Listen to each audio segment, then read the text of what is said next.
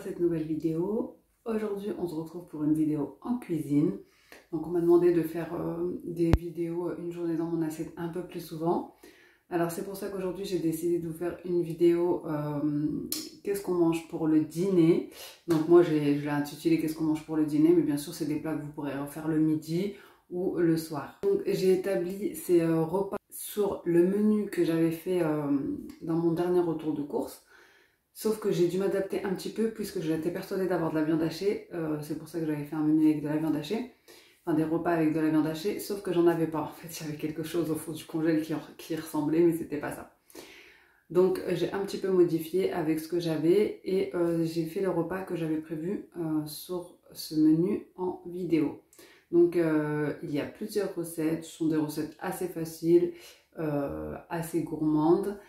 Et on va dire qui ne demande pas tellement d'ingrédients. Donc comme c'est une vidéo qui va être assez longue, puisque c'est sur plusieurs jours, on va commencer tout de suite avec la première recette. Donc j'ai essayé de faire des recettes qui sont, comme je vous ai dit, assez rapides, mais qui sont quand même équilibrées et assez gourmandes, on va dire, assez bonnes.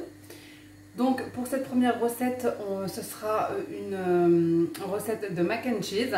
Donc c'est très connu aux États-Unis. Donc une recette de gratin de pâte au fromage tout simplement, que moi je vais accompagner d'escalopes de poulet. Je vais faire une version accélérée puisque le but c'est voilà, aussi de ne pas passer 2 heures en cuisine. Donc pour cette recette vous aurez besoin de macaronis, donc soit des macaronis, soit des pâtes, des penne, des coquillettes, ce que vous voulez. Je vais utiliser une béchamel toute prête pour aller plus vite, pour gagner du temps, mais vous pouvez très bien la faire vous-même, ça c'est comme vous le souhaitez. Mais même si j'utilise une béchamel toute prête, je vais l'assaisonner avec du sel, du poivre, du paprika et bien évidemment dedans je mettrai du cheddar, donc ça c'est la base. Et j'utiliserai également du gruyère et pour finir de la chapelure. Donc j'ai déjà mis ma casserole d'eau à bouillir et j'ai préchauffé mon four. Je vais venir réchauffer la sauce béchamel dans l'autre casserole. Et donc une fois qu'elle sera chaude, je vais ajouter le cheddar. Donc les pâtes sont prêtes, je les ai mises à égoutter. Je vais rajouter le cheddar dans la béchamel.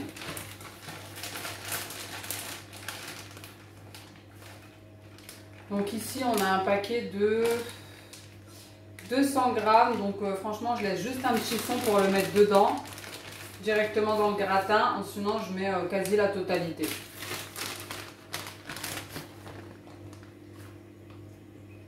On rajoute un peu de gruyère, donc oui c'est assez gras mais de temps en temps ça fait pas de mal. Après si vous n'aimez pas trop le fromage, bah c'est pas la recette à faire. Non, bah, vous mettez moins de fromage hein. Mais franchement c'est trop bon, c'est à tester. J'ai laissé égoutter les pâtes, j'ai rajouté un tout petit peu de sel et un filet d'huile d'olive, un petit filet. Je vais venir les mettre dans le plat. Donc voilà ce que ça donne pour la sauce. Donc là ce que je vais faire c'est que comme mon plat est assez petit, je vais mélanger directement dans la casserole pour éviter d'en mettre partout. N'hésitez pas à goûter pour rectifier l'assaisonnement, franchement c'est super bon. Donc maintenant que j'ai mélangé dans la casserole, je vais venir verser dans mon plat. Donc maintenant on va venir saupoudrer avant de faire gratiner au four de chapelure.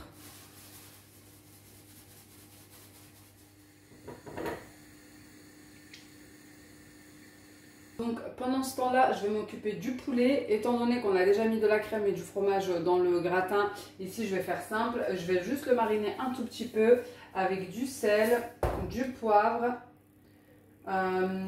du gingembre,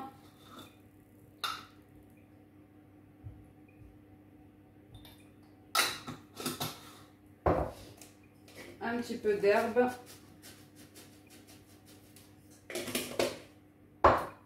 Et un peu de paprika ou de piment doux.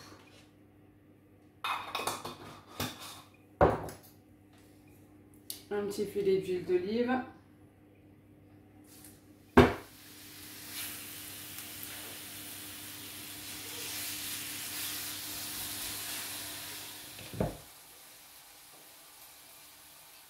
Donc voilà, notre mac and cheese est prêt. Voilà ce que ça donne. J'ai rajouté un petit peu de sauce Maggi au poulet qui est prêt également.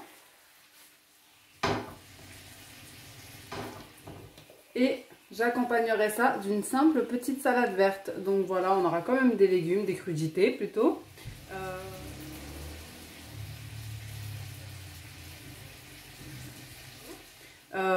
Voilà, donc même si c'est un plat rapide, vraiment rapide, il y a parfois on n'a pas envie, parfois on n'a pas le temps. Donc ça ne sera pas tous les jours comme ça, mais ça reste quand même un bon plat qui va bien nourrir la famille et qui ne nous a pas pris beaucoup de temps à faire, qui n'est pas très cher. Donc l'un dans l'autre, tout est ok. Donc maintenant ce qu'on va faire, c'est qu'on va passer à la deuxième recette. Et qui dit autre recette, dit autre jour.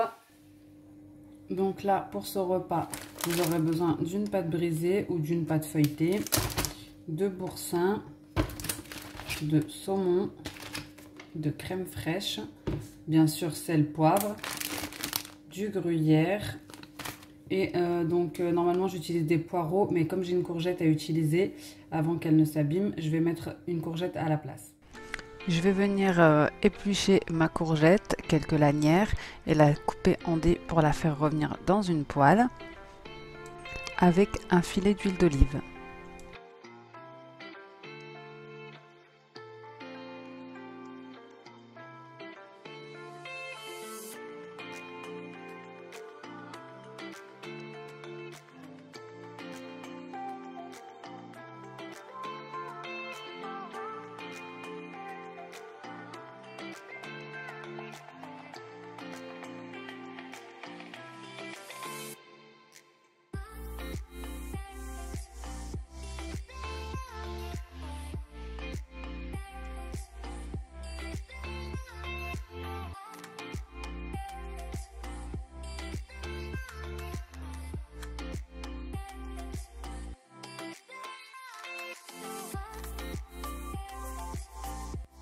J'ajoute du sel et du poivre et une fois que ma courgette est fondante, je viens ajouter du boursin. On va dire environ 2 bonnes cuillères à soupe.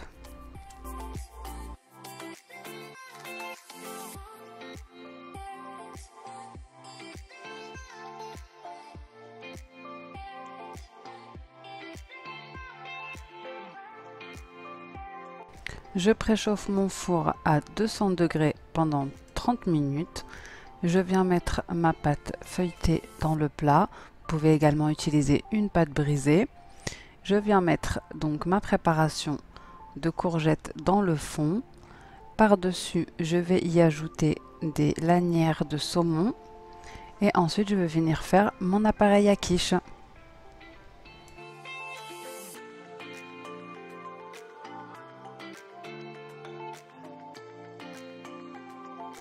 Pour l'appareil à quiche, nous allons utiliser 3 œufs, une demi-boîte de crème fraîche, de la crème fraîche liquide et un verre de lait. On va saler, pas trop car le saumon est déjà salé, et on va mettre un petit peu de poivre. Ensuite, on va venir verser cet appareil sur notre quiche. Donc, j'ajoute du gruyère par-dessus pour que la quiche soit bien gratinée.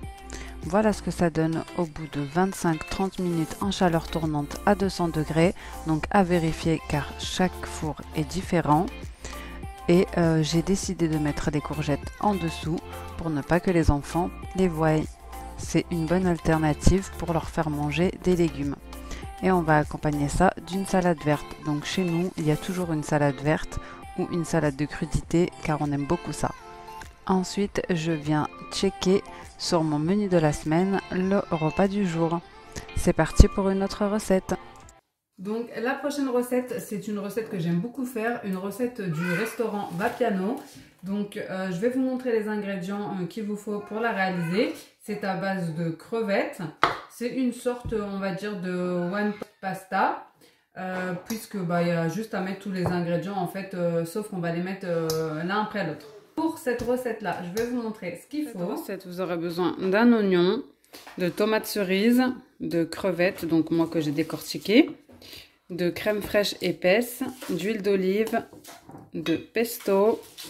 Donc ça, c'est moi qui vais le rajouter, mais franchement, il n'y en a pas besoin dans la vraie recette. Du poivre, donc moi je mets du blanc, vous pouvez mettre du noir, du sel, de l'ail. Donc il faudra également du parmesan, moi je n'en ai pas donc je vais mettre du gruyère. Il vous faudra des feuilles d'épinards, fraîches de préférence, et des pâtes fusilli ou ce que vous voulez, des penne, comme vous voulez. C'est parti! Je commence par mettre un filet d'huile d'olive dans ma poêle. Donc vous pouvez utiliser également du beurre ou de l'huile de tournesol. Moi je cuisine principalement avec de l'huile d'olive, ou j'assaisonne principalement avec de l'huile d'olive également. Je viens couper un oignon pour le faire rissoler.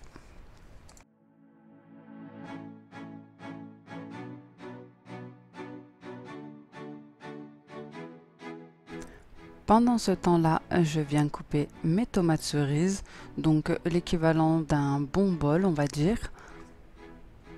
Moi, j'en avais des multicolores, mais des tomates cerises classiques vont très bien. Et une fois mes oignons rissolés, je viens y ajouter le bol de crevettes décortiquées.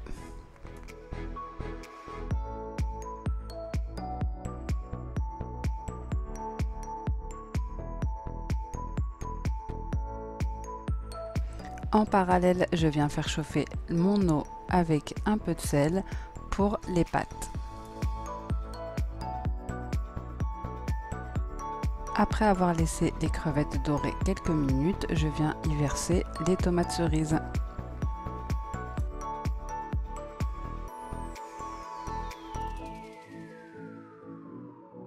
Je viens mettre mes épices, donc de l'ail,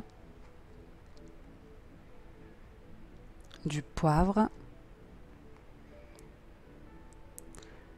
des épices à salade.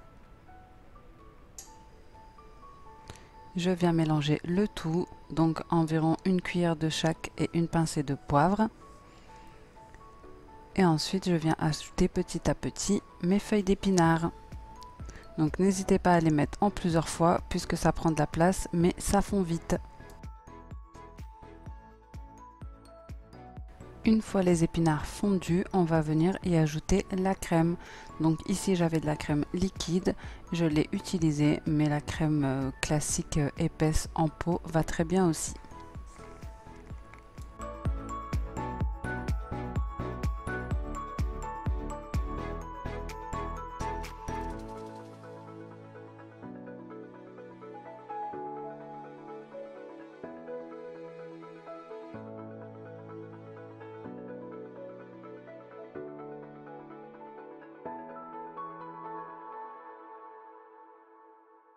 Une fois que la crème a épaissi, je viens rajouter une cuillère à soupe de pesto.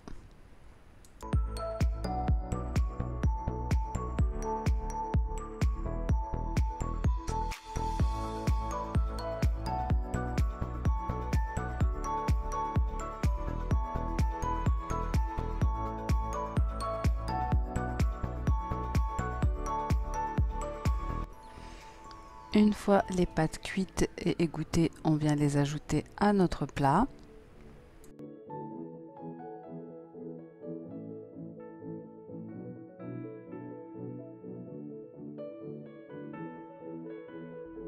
Et bien sûr, on n'oublie pas la petite touche gourmande, le parmesan ou pour ma part, le gruyère. Et notre plat est maintenant prêt à être dégusté. Donc voici ce que ça donne. Un plat bien en couleur, équilibré, gourmand et sain. Après le repas, nous allons déguster une pastèque bien fraîche pour le dessert et pour faciliter les enfants, je vais venir la couper en morceaux et la replacer au frais le temps du dîner pour qu'elle reste bien fraîche.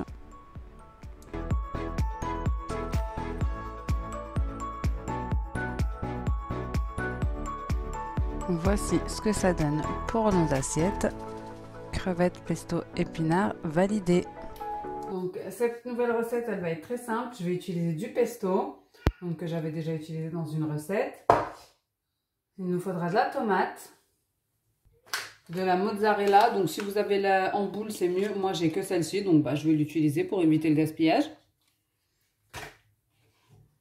Des escalopes de poulet. Je vais faire le tout au four et accompagné de brocolis et d'haricots verts. C'est parti, je vais déjà mettre les brocolis et les haricots verts à la vapeur dans le Thermomix. Donc ici, je vais venir programmer 30 minutes pour les légumes vapeur à vitesse Varoma, donc environ 120 degrés et vitesse 2. Ensuite, je vais venir placer mes escalopes de poulet dans un plat allant au four.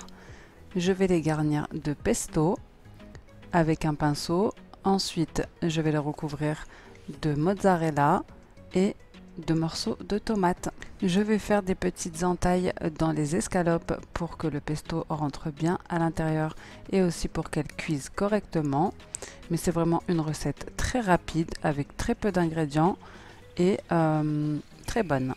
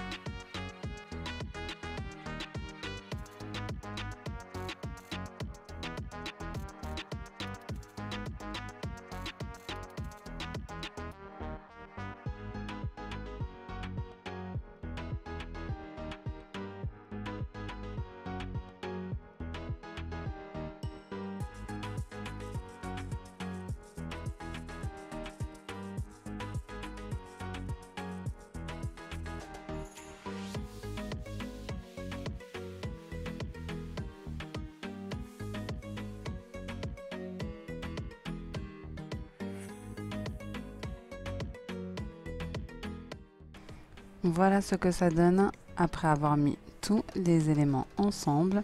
Maintenant, je vais venir mettre le plat au four.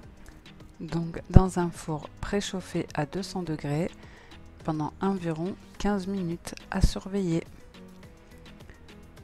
Une fois la cuisson terminée, vous pouvez venir décorer votre plat avec du basilic frais.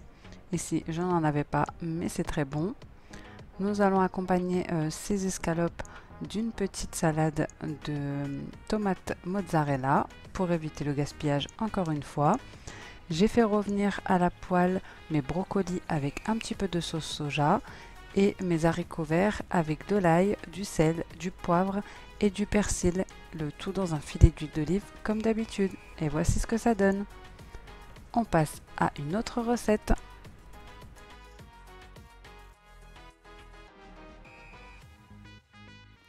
Donc pour cette nouvelle recette, ça sera un tagine de poisson. Donc moi je vais utiliser du cabillaud. On aura besoin pour la marinade de persil et de coriandre que j'ai déjà mis dans un petit bol. On aura besoin de carottes, de pommes de terre, d'une tomate, d'un oignon, de citron, de poivron. Donc moi j'ai des lamelles de poivron jaune, rouge et vert. Et de sauce tomate concentrée, cumin, ail, piment doux. Vous pouvez également utiliser de l'harissa ou du piment fort, huile d'olive, sel et poivre. C'est parti pour la recette. Donc ici, je vais mélanger de l'huile que j'ai déjà mis avec de la coriandre et du persil. Je vais ajouter toutes les épices donc, qui se trouvent ici et également du concentré de tomate. Pour la coriandre et le persil, c'est environ 2 cuillères à soupe. Ensuite, une cuillère à café de chaque épice. Donc cumin, ail, piment doux, sel, une pincée de poivre. Et donc, j'avais déjà mis environ 20 g d'huile d'olive et une cuillère à soupe de concentré de tomate. Et ensuite, je vais venir ajouter l'équivalent d'un demi-verre d'eau et je vais mélanger le tout. Vous pouvez également mettre un petit peu d'harissa, ce qui donnera un petit goût pimenté. Ensuite, je vais venir mettre de la préparation, donc de la marinade sur mon poisson. Et je vais venir badigeonner avec mon pinceau chaque morceau de poisson pour bien imprégner la marinade. Je vais venir couper mon oignon en rondelles.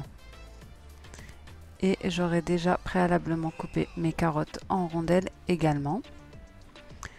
Ensuite, je vais venir prendre une petite plaque que je vais mettre sur ma grille de gazinière pour éviter d'abîmer mon tagine.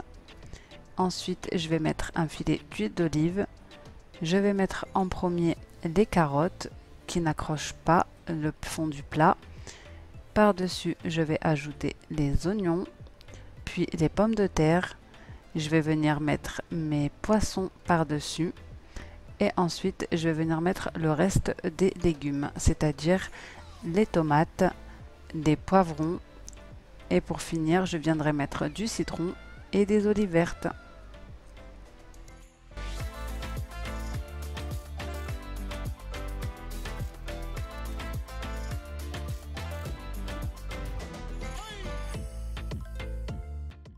On n'oublie pas de verser le restant de la marinade dans notre plat pour apporter plus de goût.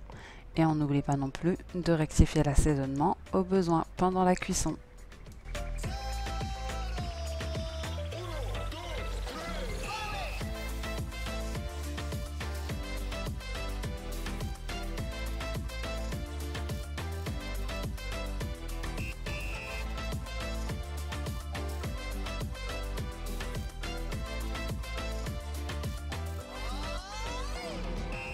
Voici un bon plat familial et plein de saveurs à déguster sans modération. On vient checker notre tableau des menus pour s'y retrouver et on passe à une nouvelle recette. Donc pour cette nouvelle recette, vous aurez besoin d'escalopes de poulet donc que j'ai déjà coupé en petits dés, d'un oignon, besoin de fromage, voilà, des Kiri, des vaches Kiri, peu importe. Donc vous aurez besoin d'œufs, moi je vais en utiliser 6 ici. Ensuite des épices, donc vous connaissez, hein, moi j'utilise tout le temps cette épice là à salade, mais vous pouvez utiliser du persil à la place, piment doux, curcuma, gingembre, sel, ail, huile pour faire mariner l'oignon et du poivre. C'est parti. Je viens mettre un petit filet d'huile d'olive dans la poêle et je viens découper mon oignon donc en petits dés pour le faire rissoler.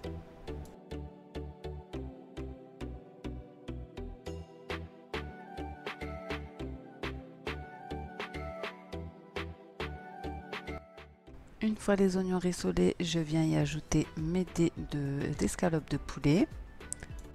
Je mélange le tout et je viens ajouter toutes les épices, donc à savoir l'ail, donc une cuillère de chaque, le gingembre,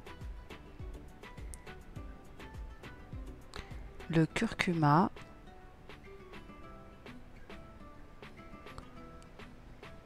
le piment doux, un peu d'herbe et pour finir le sel et le poivre. J'oubliais donc le plus important, des pommes de terre rissolées pour aller plus vite, mais vous pouvez aussi utiliser des pommes de terre que vous allez faire cuire à l'eau et revenir dans l'huile. Donc cette solution là en fait c'est pour aller plus vite. Je viens ajouter l'équivalent d'un bon bol de pommes de terre rissolées dans une casserole pour les faire cuire. J'y ajoute du poivre et également du sel. Ensuite je mélange. Je viens prendre ma préparation au poulet que je vais verser dans un saladier pour y ajouter le reste des ingrédients en commençant par les 4 vaches qui rient.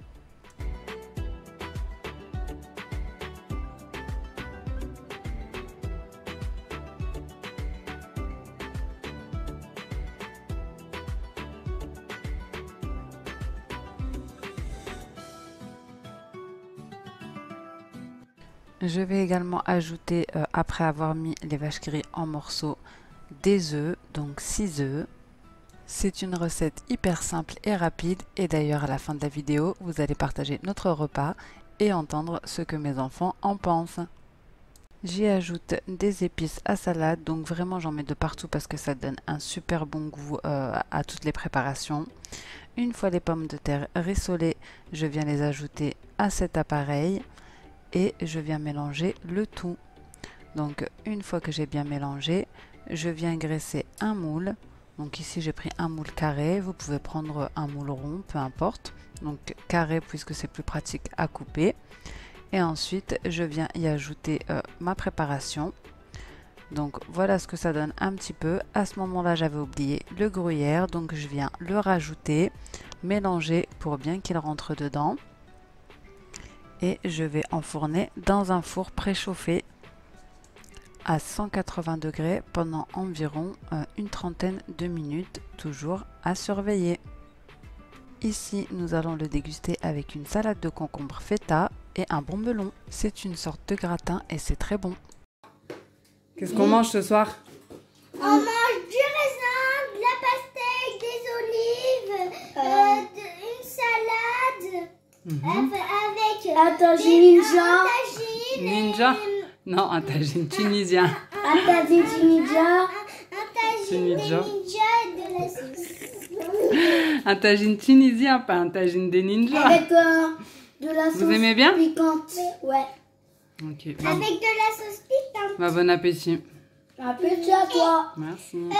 Tu dis quoi, Lia? Bismillah, on dit toujours Bismillah, les amis. C'est vrai. Voilà les amis, j'espère vraiment que cette vidéo vous aura plu. J'espère qu'elle vous aura donné des petites idées de recettes.